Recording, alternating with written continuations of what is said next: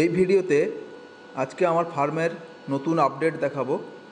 মুরগির বয়স 30 দিন অতিক্রম হয়ে যাওয়ার পর তার জায়গার পরিসর কিন্তু বৃদ্ধি করতে হয়। তার জন্য তার যেহেতু খাদ্যের চাহিদা বৃদ্ধি পায়, তার জন্য তার ফিটারের পরিমাপও বাড়াতে হয়, ড্রিঙ্কার যে ব্যবহার করা হয় সেটাও বাড়াতে হয় পরিমাণটা, কারণ অনেকটা পরিমাণ খাওয়ার ও জলের প্রয়োজন হয়। সেই কারণে এই ফিটার ও ড্রিঙ্কারগুলো আমি ওয়াশ করে রোদে শুকিয়ে আমি রেডি করে নিয়েছি। এরপর উচ্চতা অনুযায়ী আমি সেটাকে রেডি করে নিচ্ছি।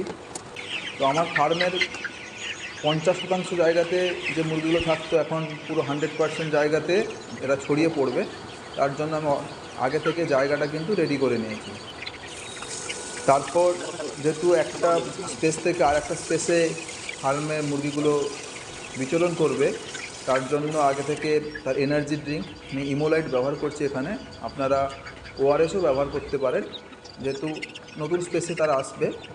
তো খাওয়ার ও জল আগে থেকে রেডি করানোটাই ভালো। আমি জল নিয়ে রেডি করে নিয়েছি। ফিটারের হাইট অনুযায়ী আমি অ্যাডজাস্টমেন্ট করে নিয়েছি। মুরগির হাইট অনুযায়ী আমাকে ফিটারটা কিন্তু অ্যাডজাস্টমেন্ট করতে হবে। যদি আপনার জায়গা বেশি থাকে তো চেষ্টা করবেন মুরগিকে যত স্পেস দেবেন তত ফার্ম পরিষ্কার পরিচ্ছন্ন থাকবে এবং মুরগির গ্রোথ ভালো থাকবে। রোগ অসুখ বেসুখ থেকে কিন্তু অনেকটা অব্যাহতি পাওয়া যাবে।